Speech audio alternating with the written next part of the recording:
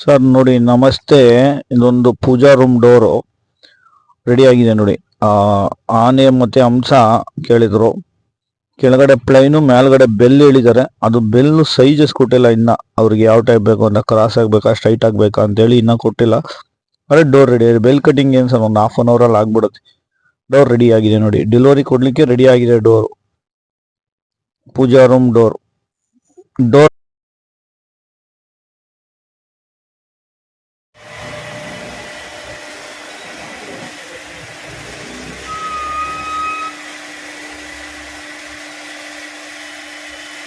Finish ಆಗಲ್ಲ.